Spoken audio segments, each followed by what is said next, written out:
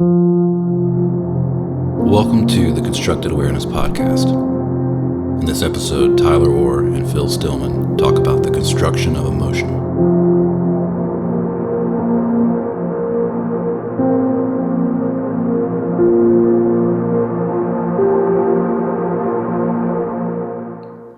Hey, and welcome back to another episode of the Constructed Awareness Podcast. I'm Tyler Orr, and I have on with me today a good friend, Phil Stillman. Hey, Tyler. Hey, listeners. Great. Thanks for being here. We're going to talk about one of my favorite topics, and that's the theory of constructed emotion, which is a theory that's really at the heart of CA, particularly what we refer to as the orientation theory. So we'll talk all about that. But before we start, I'll just do a quick introduction for myself. I'm Tyler Orr. I'm a counselor in Tennessee. I'm also the creator of a model of psychotherapy called constructed awareness. We'll call it CA for short. Okay, so I'll give an introduction, here in a little bit about what CA is, in case this is a new topic for you. But I want to pass it to you for a second, Phil. If you want to kind of introduce yourself, and I'm really interested in sort of like what. Okay, so we've had some great conversations since we've known each other. How long has it been? I want to say maybe 2 years. Yeah, that's what I was going to say. And we really hit it off right away. Yeah, absolutely. And I was really impressed with your background, and I'm excited for the listeners to hear about that. But I think you have such a unique perspective to talk about this topic that we're going to talk about. So just wanted to set that up. But if you want to go ahead and just let everybody know kind of who you are and what led you here right now. Yeah, so my name is Phil Stillman. Currently, I am a psychotherapist at Three Oaks Behavioral Health and Wellness in North Carolina. I also teach for an organization called Night School Bar, which provides graduate level education, basically either free or affordably. And I can do that because in addition to the MSW, I have a PhD in English language and literature. And before all of that, I studied biology. So there's a quick and dirty version of my background. You're all over the place. Mm-hmm. What was there a particular time period of literature that you studied? Oh yeah, my dissertation was called something like biology and British fiction in the 19th century. So I was looking at the intersection between those two things and the way they mutually formed each other. Mm-hmm. And if I remember from our conversation, kind of a lot happened during that time period. Oh yeah. Yeah. That led to how we understand emotions now. Yeah. Is that correct? I would say that if we wanted to think about the emotions we have now, we could point to the early 19th century as the moment when they emerged and became what we now think of as normal. Even as recently as the 18th century, you see a very different emotional palette. And the further back you go, the stranger things become relative to what we're used to. Mm-hmm. Love that. So sorry, I should have introduced you as Dr. Phil. That's right. Yeah. I'm trying to get there soon. I got about a year left in my program. Yeah. So. Yeah. It's going to be exciting. So, very cool. Well, I'm so glad you're here. Like I said, as soon as we met, it felt like a connection. Maybe kindred spirits. Yeah. We're going to talk here in a little bit about what we mean by orientation, but for those who know about it, please know this is going to be the most mentally oriented podcast that we've done, because I think that's where you and I connect. Yeah. It's like as mentally oriented individuals who identifies that most of the time. Mm-hmm. We do tend to connect more intellectually, so I kind of expect that we will do that. Yeah, I'm certain. Today. Yeah. Mm-hmm. Great. Is it okay if I kind of just share a little bit about constructed awareness? Because if somebody's new, that'd be great. They'll be lost if we're not explaining this. Easiest way I always explain in CA is to talk about its three principles. So the first principle is if you bring awareness to something, it changes it.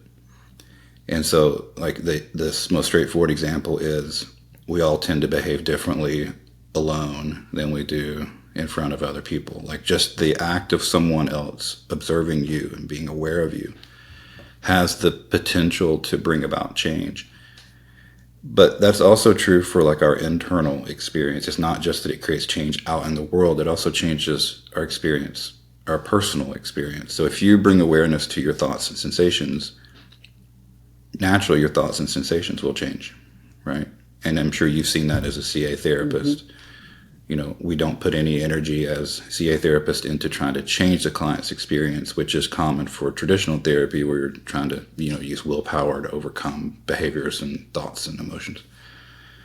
We don't do that at all. Instead, we bring awareness we help the client bring a deeper awareness to their experience, and we trust that awareness will bring the change. So awareness itself is the catalyst for change, mm-hmm. right? So what do we bring an awareness to? That's the topic of the second principle.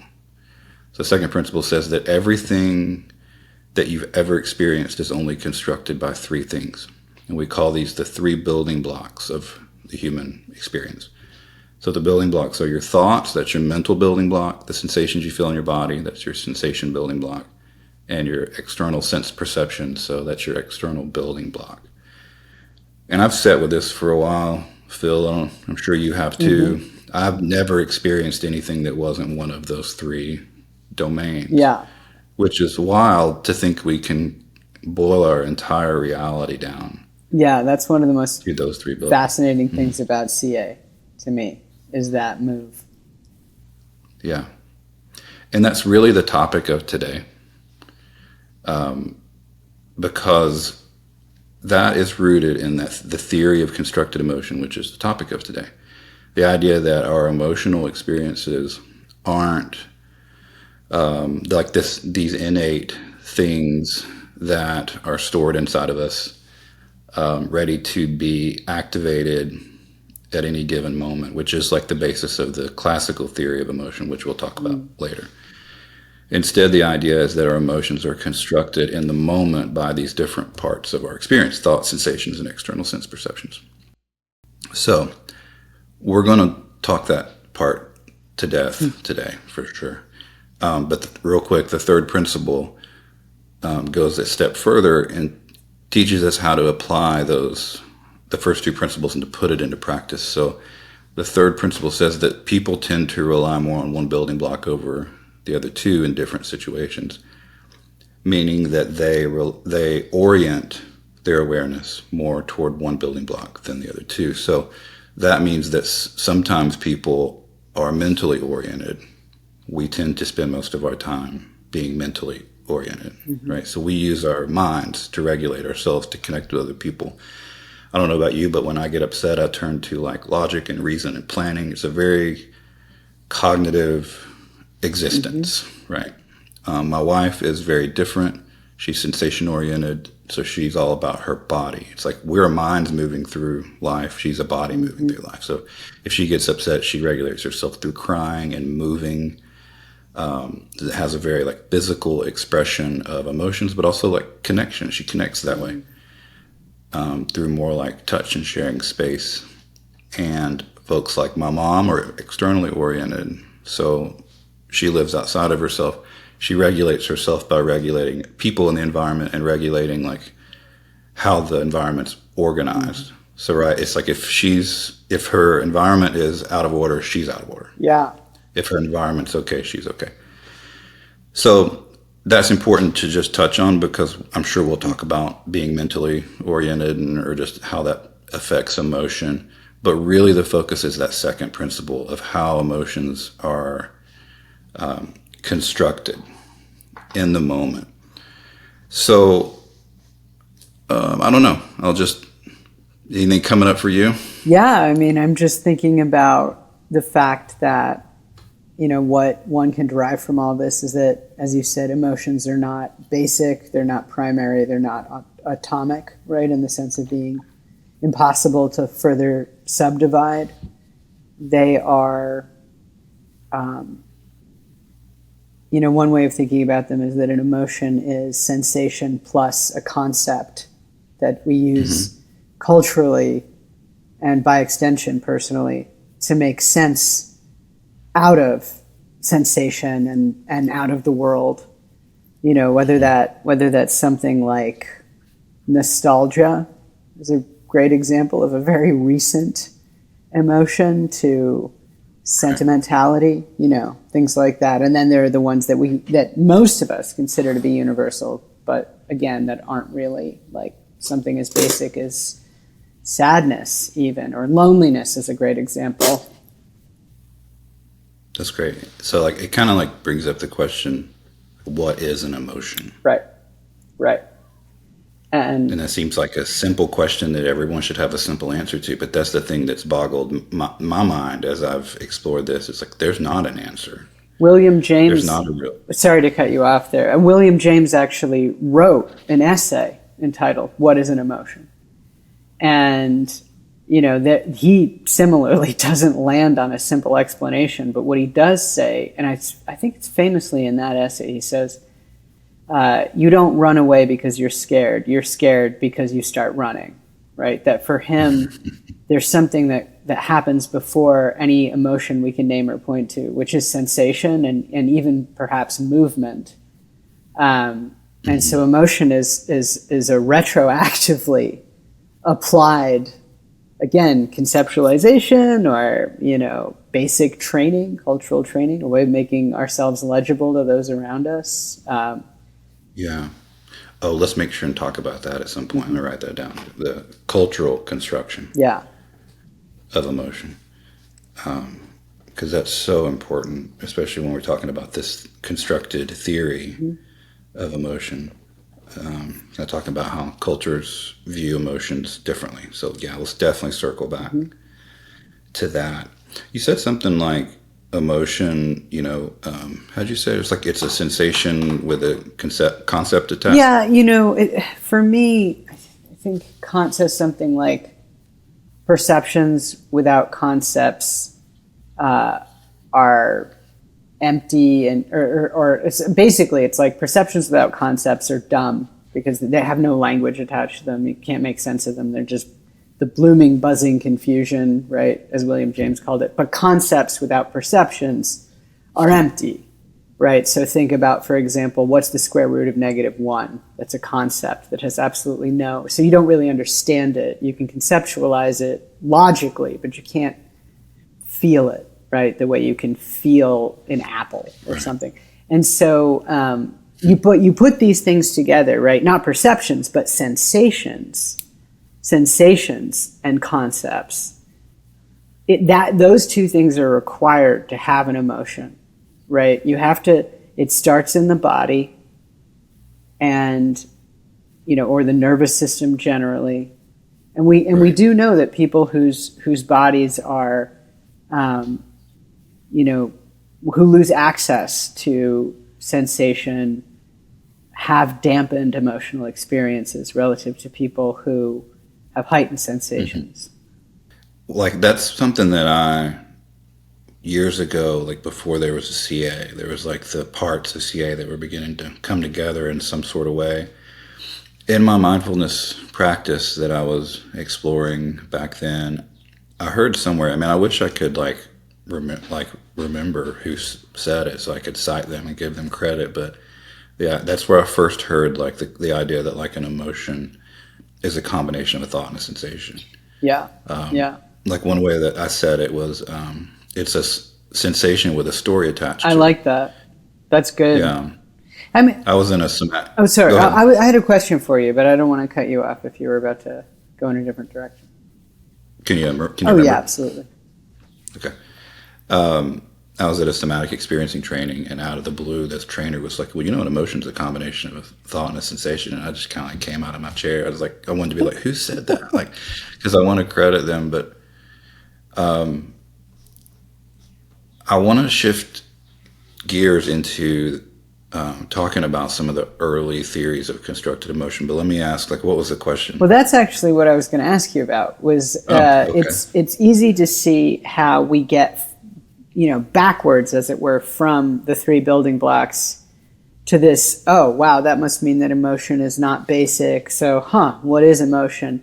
But, what's interesting to me is that you've actually made the theory of constructed emotion kind of a central part of CA, and I'm wondering why that is. Why we don't just focus on the building blocks themselves? Like, why does it matter that emotion is constructed? Yeah, well, that's a good question. Like, where do my mind's jumping all over? But the first theory that I came across was when I was in my master's. The first thing I read about that aligned with this thing I was hearing in mindfulness, that an emotion is a combination of thought and sensation. And it was an experiment. It's called the Schachter-Singer experiment, or the two-factor theory. Well, it led to what's called the two-factor theory of emotion. So in this experiment, this was done in, I think it was 1962. These two researchers named Schachter and Singer, they did an experiment that would be illegal today, like a lot of those back then. A lot of people were harmed during that time period with research.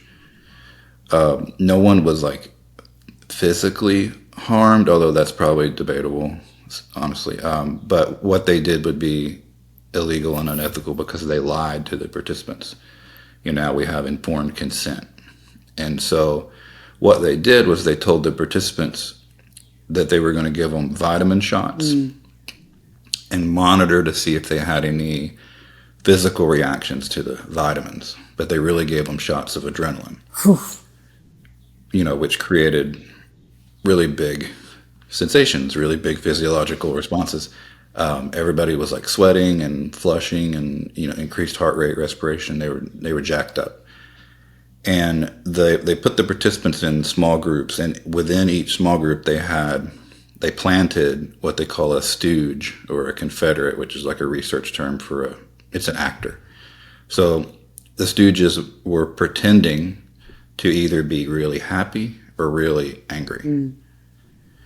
And then Schachter and Singer went to each participant and asked them, what emotion are you feeling? And all the ones with the happy stooges said they felt happy, and all the ones with the angry stooges said they felt angry. That makes sense.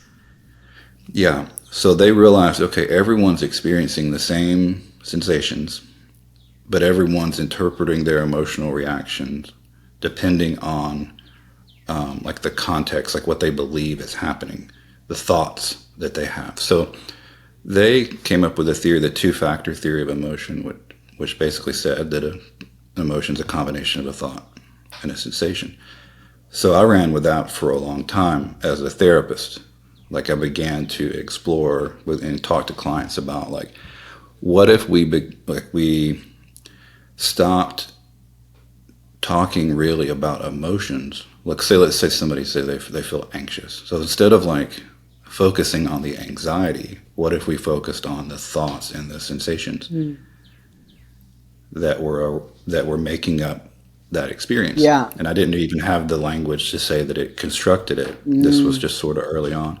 And I remember I was talking to a friend of mine who's a doctor that I used to go around. We used to teach workshops on chronic pain together. And we talked a lot about this idea, and he was really intrigued by it. And one day we were hanging out. He's like, "Oh, I got a book for you to read." And it was Lisa Feldman Barrett's book, How Emotions Are Made. She's the person who developed the theory of constructed emotion, which is an evolution of some of the earlier studies like the Schachter-Singer experiment. And I got that book and started reading it, and I was like, holy shit. It's this is a scientific theory that backs up what I'm doing now. That ended up being huge for constructed awareness, especially when I moved away from EMDR and really launched CA as its own model. And there was no research for it. Yeah. That the theory of constructed emotion, Barrett's work, really provided a theoretical underpinning to really get it off the ground. Because without it, I would just be saying, hey, here's just an idea that I came up with, which really it was. But to be able to frame it under that was great. Later, though, because that's 2 building blocks. Okay, where did the third building block come from? It came from like working with clients. I did a podcast a few months ago on CA and EMDR, and talk about this. With EMDR, you ask as a therapist, "What are you noticing now?" And the client would answer, however. But I noticed that they would answer. People tended to answer one of 3 ways. I noticed, like, okay, people are like, some people answer with all thoughts, some people answer with all sensations, and I knew those 2 building blocks. But then also noticed that there was another group of people that they tended to answer more externally. They would talk about anybody but themselves, or they would like edit themselves to make sure I was comfortable, like almost like they were taking care of me. So I started realizing, hey, there's this third part. And when I went back to Schachter and Singer, I realized it was in there. They missed it. The external was the stooge. It was the external thing that was influencing the thinking, which was influencing, and that's the thought. And that's amazing. And then that's how you account for the cultural or the social aspect. Is, of course, it's coming from outside, and so you've got sensations and thoughts are making emotions, but they're actually being guided, shaped, even perhaps taught. That's right. By people around us. That would explain why we do see different emotional profiles in different cultures, a different type of, just different kinds of experiences, In Japan, I think it's called aware. There's this feeling, and what it means is the feeling you get when you're staring into something vast, like the sea, and you realize that there are things that you will never get to experience or that you will never get to see, Yeah, and that's great. That's the thing. Notice you have to do like a whole paragraph to describe what they would describe with one word. Like we don't have a word for that, so we would have to describe it like you did. But for someone in Japan, it's like that's very real. That one word is understood by everybody, and it can be conceptualized right into that one phrase or one word. Yep, and because it's like that, right? It's the reason that we struggle with the idea that emotions are not basic is because someone's angry and it's like, I'm just angry. Like they're not. It happens so fast. I mean, this is the part of the power of the therapeutic question, where is it in your body, right? I mean, it peels apart. What is the thought? Yeah, what is the thought, pictures? Right, absolutely, because it peels these things away from each other. Or even what's happening externally, and that's a good point. I think like that was like missed for so long, because it's not necessarily, an external trigger isn't always required. Yeah. Like how many times have you been a nervous wreck sitting in a room where you're completely safe and stable, like there's nothing wrong? Yep.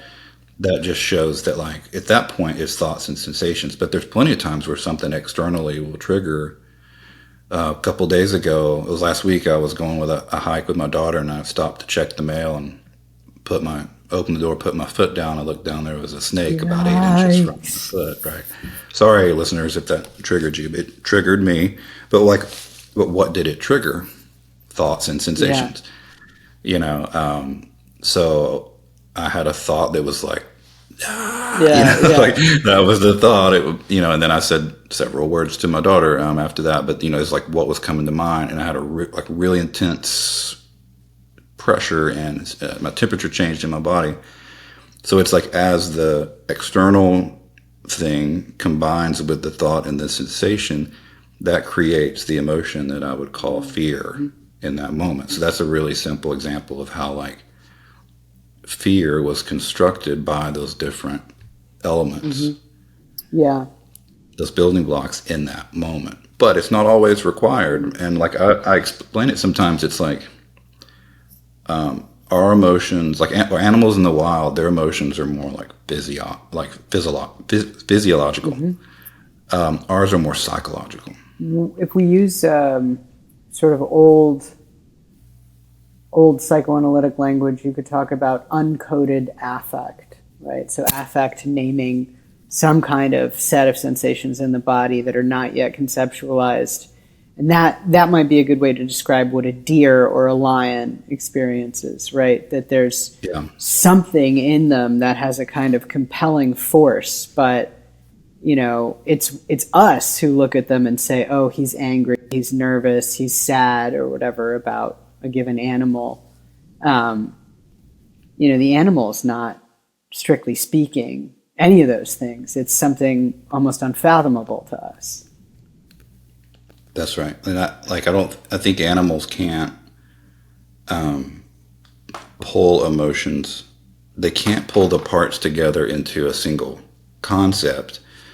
So technically, I think Barrett even argues this in the book, technically animals don't experience emotions, not in the way that we do, because they can't pull the different building blocks together into a word like fear. Right. They experience the different building blocks or the different aspects separately. Yeah. I don't know how, let's say a zebra sees a lion coming toward it. There's the external trigger, lion coming toward it. There's going to be some sort, I don't know how they think, I don't want to claim how they think, but there's some sort of mental recognition, certainly, of danger.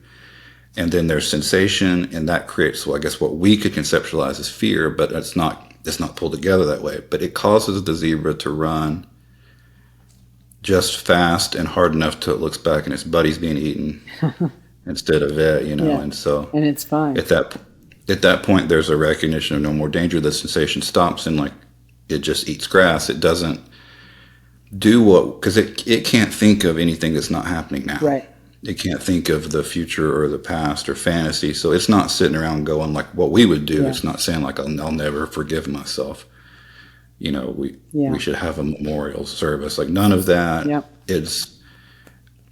But that's what we would do because we have a mind that can think that way. So it's we are able to conceptualize. We're able to think about things that are not happening right now. We usually think about stuff that's not happening right now. Especially you and me as mentally oriented people. Right. But and so I'll say real quick, and that's how we wind up sitting in a room where we're safe and stable in every way, and we're just a nervous wreck because the thoughts and the sensations are just fueling each other. Yeah, and by contrast to, flip it around, it's also why, if you go back to the zebra example, the zebras don't get PTSD, right? Because, for example, a Buddhist perspective, concepts alienate us from sensations and by extension from mindful present awareness, right? So, the zebra is feeling all of it as it's happening precisely because it has no concept. Whereas we have minds where we can disappear, we can tell a story, we can vanish into thought.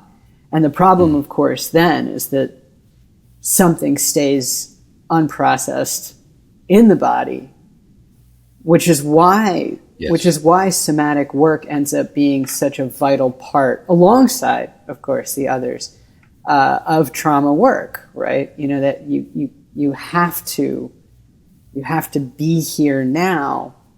But of course, one of the innovations of CA is that it doesn't abandon thought as part of the process. If traditionally talk therapy is over-reliant on thought and somatic therapies are over-reliant on soma, what we get with CA, and this is to me one of the most fascinating things about CA, is that these three building blocks aren't privileged relative to each other like they are in so many other traditions. They're all just there.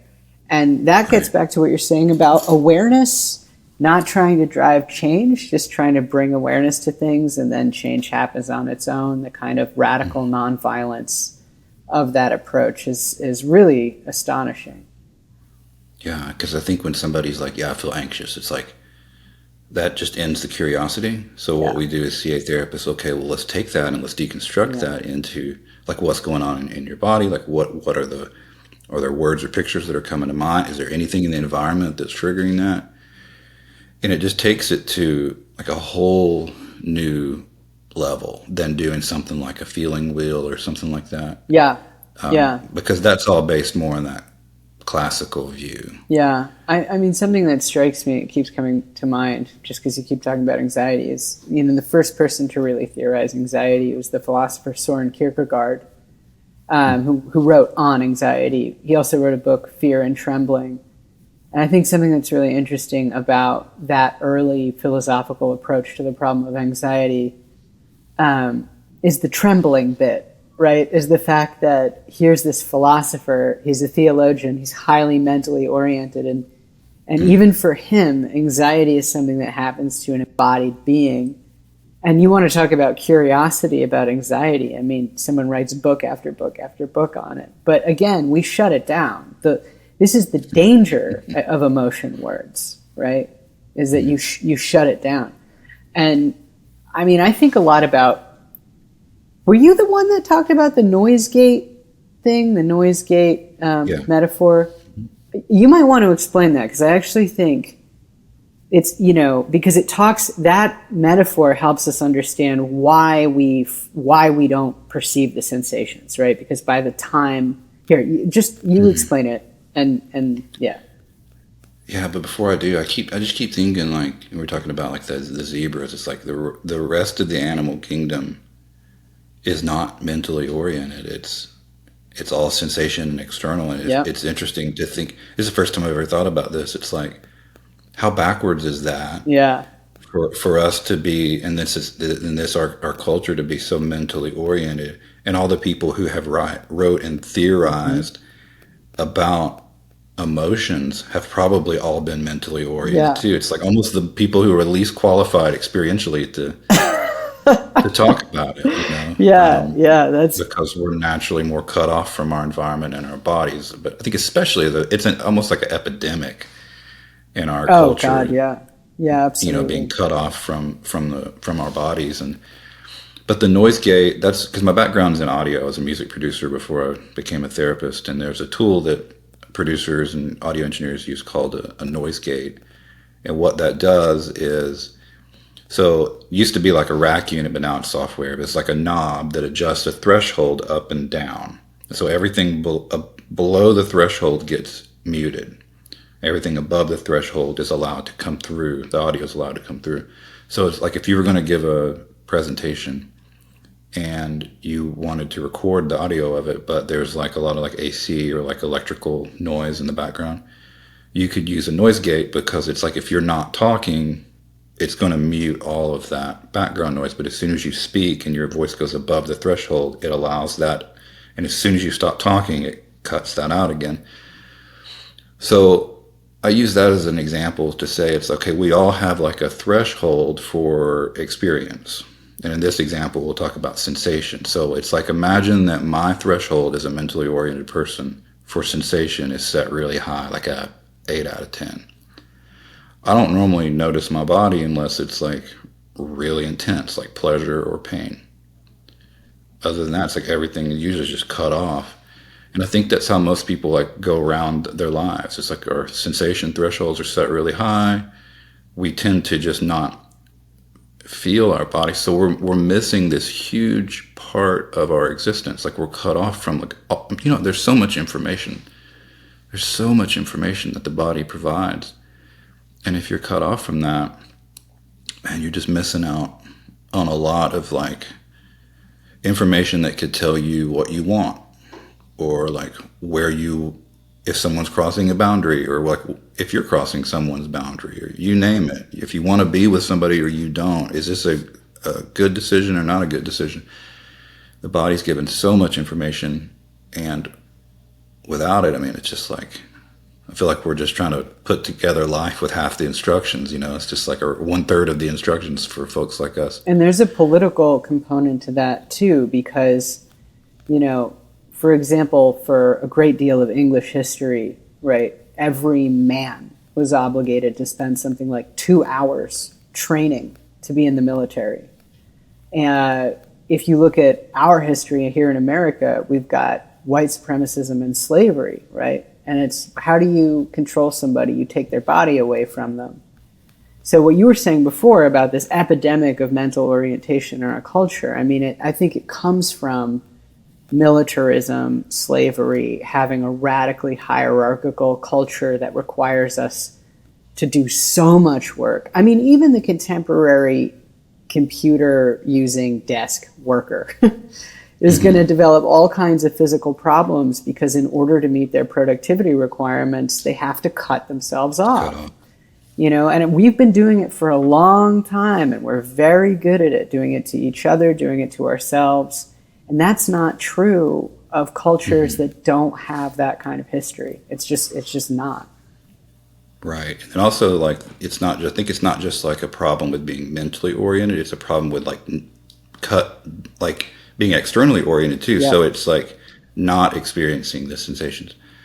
Because it's just as celebrated, I think, in our culture to put the needs of others before your own. Right. I mean, that goes way back. Absolutely. That's a very old commitment. One of the big challenges that Christianity posed to Stoicism, which it adopted a great deal of, was, you know, hey, you got a lot of other people you should be worried about, you know. And maybe it goes way too far, right? Because we can't feel other people's feelings for them. We can't make other people feel certain ways. This is another basic CA, or, you know, I'm trying to find a word you haven't already used as part of the logic of the system. But basically in CA, you kind of have to just accept you can't make anybody feel anything. And even if you could, you don't have the right to determine for them what they should feel. That's the nonviolence. That we talk about. Yeah. Nonviolence in therapy, where we're not imposing our will at all, even if that will is that they should feel better, like, because that can interfere with the client's natural process to heal and grow. So instead, it's like we try not to interfere at all. Instead, just help them like understand themselves more through this framework of the building blocks and their orientation. And things just naturally start to happen. Change just starts to occur. Something I want to bring in, speaking of, just because, you know, one of the central things that we've been talking about is emotion being a construct. Something that forms the heart of my understanding of that fact is that Shakespeare invented the word lonely. That we didn't have, really. We did not have a word for lonely in English or other European languages or Latin or Greek, right? The closest we had in English was the word desolate, which was used to describe, for example, a castle located far in the north with no other buildings near it would be like a desolate castle, but it wasn't an emotion at all. And so, you know, it's often said that when you go from, and here's my English degree coming out, but when you go from Chaucer and other, you know, Renaissance or early modern writers to Shakespeare, there's like a pop into a kind of psychological third dimension, right? And I think personally, if we want to explain exactly how that happened, we'd have to think a lot about the Protestant Reformation, because it's like 3 generations in a row of people witnessing mass murder. That kind of thing can change what it means to be human. And I think coming out of that, it's always the artists, and in this case, especially Shakespeare. And ever since Shakespeare, psychologists have been referring back to Shakespeare to explain, to illustrate, right? And so, you know, not only is emotion constructed, not only is it cultural and social, but it has a history that can be mapped through language precisely because it is conceptual, right? And so, you know, I think one thing that would be fascinating is the sensation part. Could someone do a history of sensations? Could someone do a cultural study of sensations? But emotions... Like the words? Well, no, not even. Like if it were somehow, this would be magical, but possible to see if bodies felt differently at different times, you know, just sensationally.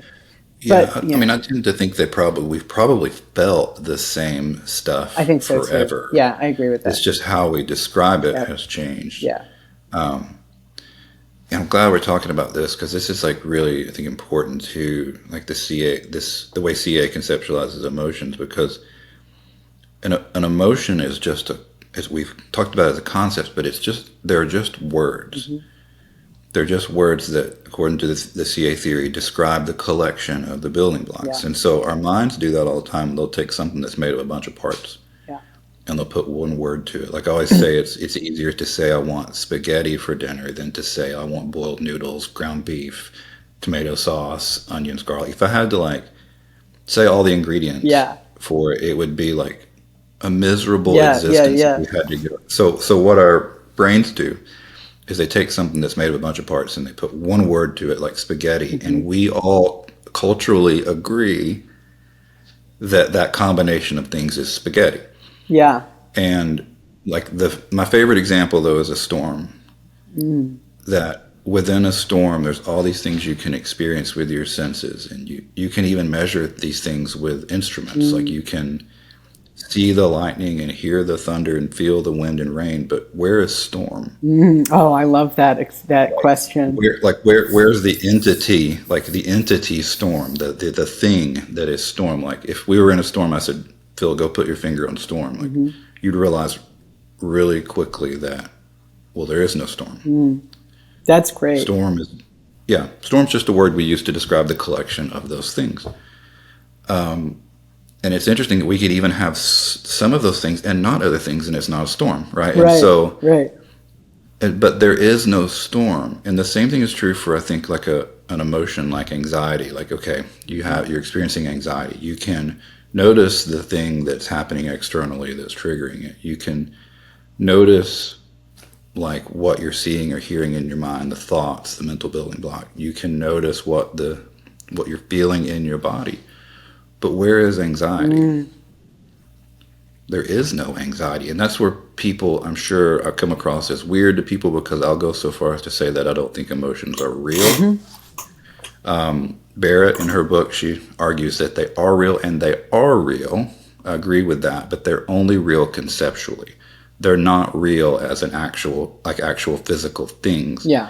But if you read some of like the earlier, like, well, you go back even earlier in your studies, but like the classical theory of emotion that started with Darwin. Yeah. Oh, yeah. A lot of the theorists that have written over the years about emotions, they literally talk about emotions as entities. They'll use that word as entities that live inside of us. Like we have like a fear entity.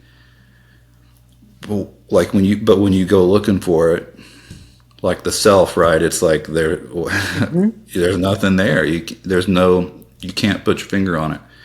And so that's why I think this more modern way of looking at emotions that's really being pioneered and pushed forward by Barrett is so groundbreaking. And as far as I know, constructed awareness is the only therapy that uses this. I want to just, that's what you've been saying is so rich. There's so much there. One thing is, I do think there have been, I'm thinking specifically of very early Buddhism, but there are these there are these successful attempts to dissolve emotion into parts. If you look at early Buddhist texts, for example, feeling tone, right? Does it feel positive, neutral, or negative? Now, it's different than CA, perhaps not as effective or useful, but there is this intuition, I think, that emerges every so often that there's something we're getting wrong by simply accepting emotions at face value. But I think it's typically something that comes from, mystical or introspective traditions.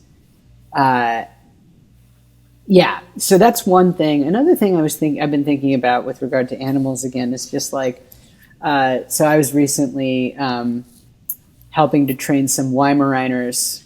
So like, you fire like a pigeon toy into a lake, and then the Weimaraner goes, and they have so much fun, and they get so excited, and then like for the first time in its entire life, one of them will bite somebody, and the dog doesn't know it just gets energized in some way, right? Or it's like everyone's had the experience of petting a cat and then suddenly the cat bites you in the hand, right?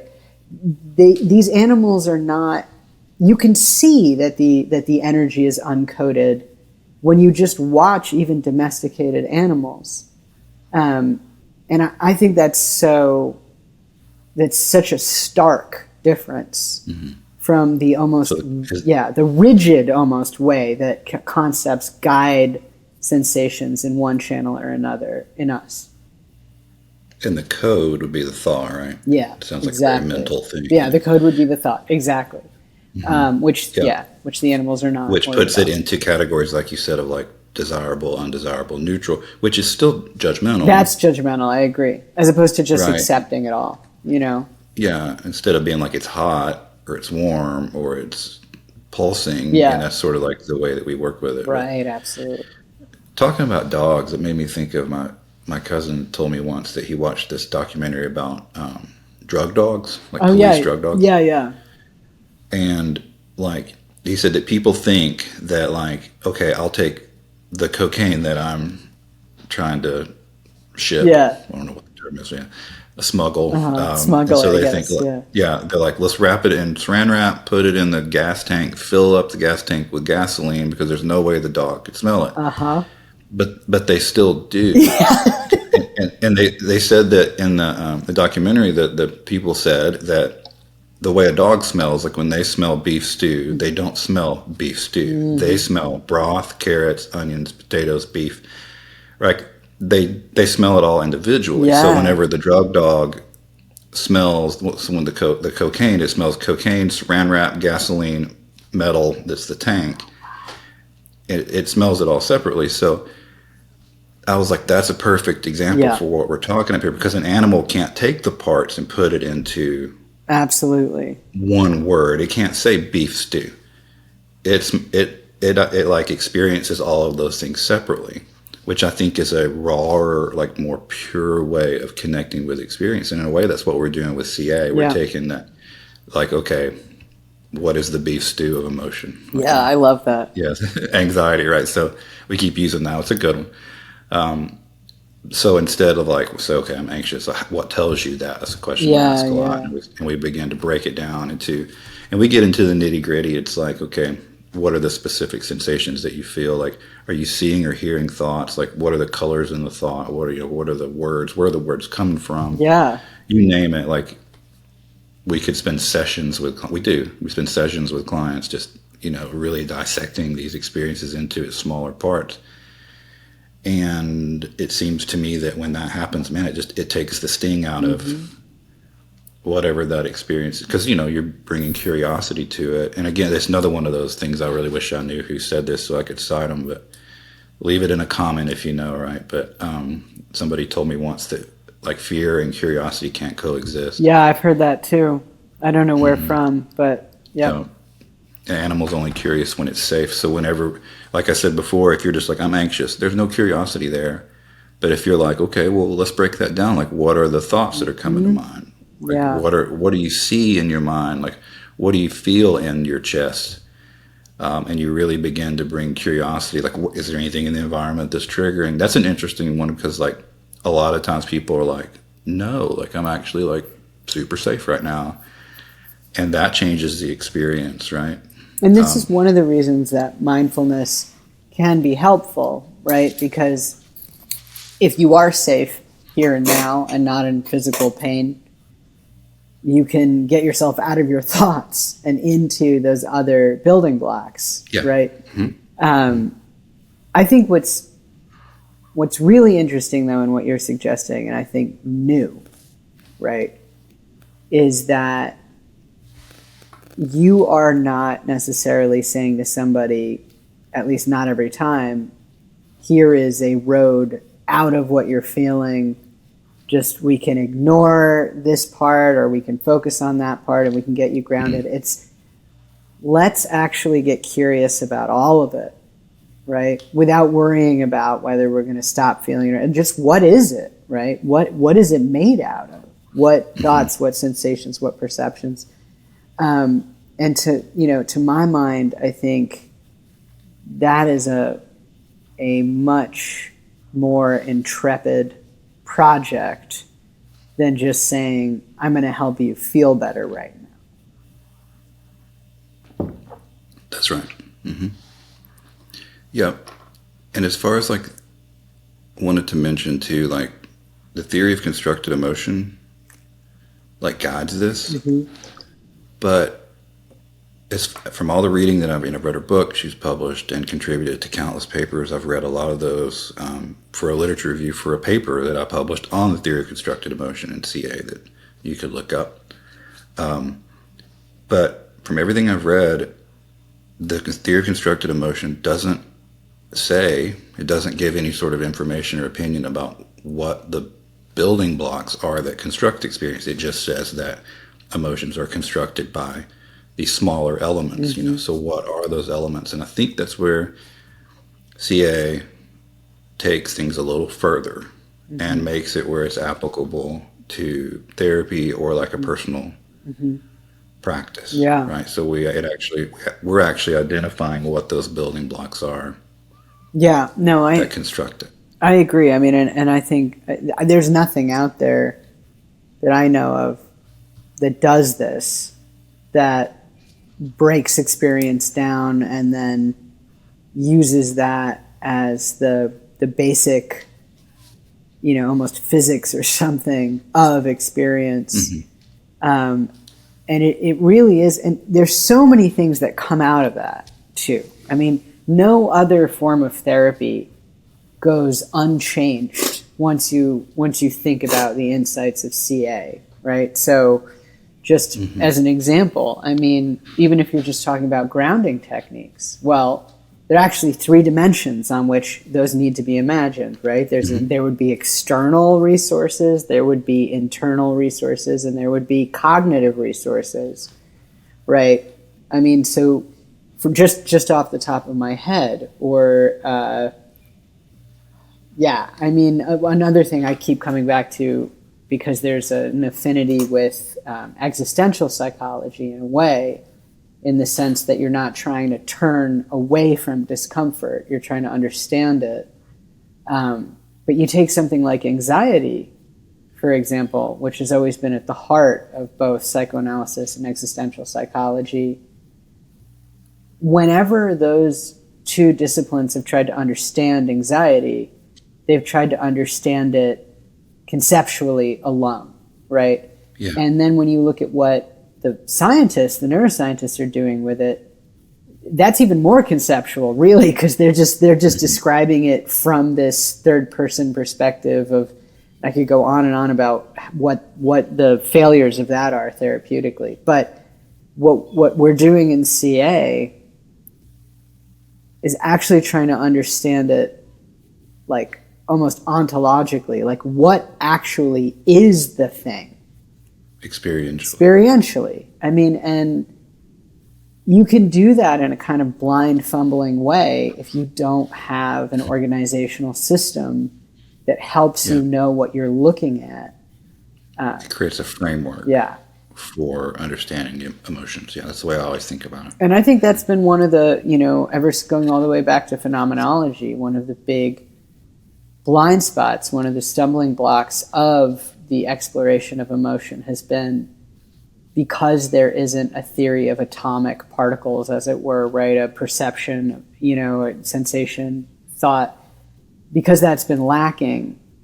It's always been such a disorganized effort, right? There's just which emotions are primary. That's a good classic example of the way people go wrong, right? That goes back to Darwin. Yeah, exactly. Or still, who I assume wasn't a very emotional person. No, not at all, in my opinion. I mean, compared to others, just a very sort of centered guy by all accounts, and very cognitive, but actually externally oriented. If you want to get into that, that's a whole other thing. Had to be, right? But just this idea, or Sylvan Tompkins, right, who wrote Shame and Its Sisters is an anthology of his work. But he was seeking the primary emotion. He treated shame as a thing that couldn't be further subdivided into anything. and then tried to derive every emotion out of shame. I mean, this project of what is an emotion has constantly reemerged, usually multiple times per year. And I feel that CA is that it has a way of dealing with this question that is unprecedented. And I think that's an amazing. See, here I'm being incredibly mentally oriented, right? I'm talking about the concept of the concept of the concept here. Yeah, that's where a lot of like the emotion talk just feels like wordplay to me. It's like you're just subdividing it into words, not experiences, and that's where I think that's what CA is trying to do. It's like let's understand it subjectively, right? But I think like the theory of constructed emotion creates that great outlook, I guess, and then CA comes along and provides the framework for it that I think is really beneficial. As far as like how to practice it. Here's a question you may know the answer to. How old is the word emotion? Oh, that's a great question. Because that's a concept. Yeah. That someone had to make a word for. Oh man, that's a great question. I learned it at some point. I think it was around like the 1700s. That would make sense. Yeah, and almost all of our emotion words that we use are really no more than like 200 years old. Yeah, I mean, and this is also a translation problem. Like if you look at Achilles in the Iliad when Patroclus dies. If you look at the behaviors that are described, he tears his clothes, he rolls around in the dirt, he weeps, he kills, I think it's Hector, but whoever it was that killed Patroclus, and then like drags the corpse around like all over the place from the back of it. To just call that grief or anger or and I think it's a cop out to do the only thing we can do from this far in the future, which is to just think of it as mixed emotions. I mean, frankly, I think that the Greeks had experiences we just know nothing of, right? And I think that they had their own words for that, which we have sort of mistranslated into our own language of emotion. And by the way, I'm not the only person to talk about all these things. There's a lot. You could fill a few shelves with books on the history of emotion from a literary perspective. So I'm not really saying anything, as shocking as it can sound, it's not controversial. Well, it's making me think too, even like how things have changed in, like the last, 100 years. Like as someone who lives now, like I can't understand what groovy was like to someone in the 60s, right? That's like a great example. And like I look at like my kids and their generation, it's like Gen Z. I mean, they're creating their own emotional words. I know. Right, and it's happening fast too. So I'm excited to see how that plays out in this light. As far as like the development, the construction of emotion. But like, I hate to feel. It makes me feel old, but I hear kids, teenagers talk, and it's like I don't get it. And I'm sure my parents felt the same way. But it's like, but yeah, and it's there's whole cultures that don't have words for like anger or sadness. That's right. That's one thing that Barrett talks about in her book. Like she said, there's a tribe, like Tahitian tribe, that has no concept for sadness. Amazing. They don't have a word for it. Like they call it pea pea, and it basically, if they feel sad, like what we would call sad, they describe it as like they're sick. Yeah. Now that you mention, I think I've heard about that from you. That's an amazing way to think about that. Yeah, but they're having probably the same experiential, like building block experiences, but they're conceptualizing it differently. Not even as an emotion; it's a sickness, which is kind of wild to think about. But like, so if we're theorizing, we're guessing that emotion, the word emotion, was invented in the 1700s. Like, wonder what were they using before that? Well, like sentiments feeling, or sentiment, these words that, well, feeling, for example, ties us back into sensation in a really interesting way, in a way that emotion is a sort of escape from as a word. But sentimentality, that is a really interesting question, because in the 18th century, it's really more about morality than anything else, right? That sentiment is, the idea of a sentimental education or the theory of moral sentiment, that it was this attempt to make morality something basic, an attempt to make morality something that was empirical, that you could actually, find in the body, as it were. but it's so mental. So mental. It's in fact, this is worth saying. In fact, in the theory of moral sentiment, the very beginning, Adam Smith writes, "I see my brother on the rack," and he describes a scene of seeing a man tortured, and he says, like, "I don't have any feeling in my body, right? I can't experience what he's experiencing. I actually have to decide to remember some vaguely similar experience and then extrapolate in my own head to get some sense of like his pain." It's insane. I mean, I don't know if I'm allowed to use that word these days. That sounds like, it's like a mentally oriented person's attempt at empathy. Exactly. I mean, an extremely mentally oriented person's attempt at empathy. But the fact of the matter was, this was not something that made people stop at the time. It just, this was the way. I mean, it's so ironic, right? Because empiricism is all about, reality and perception and sensation. But it's still philosophy, not therapy, right? So it completely misses the mark.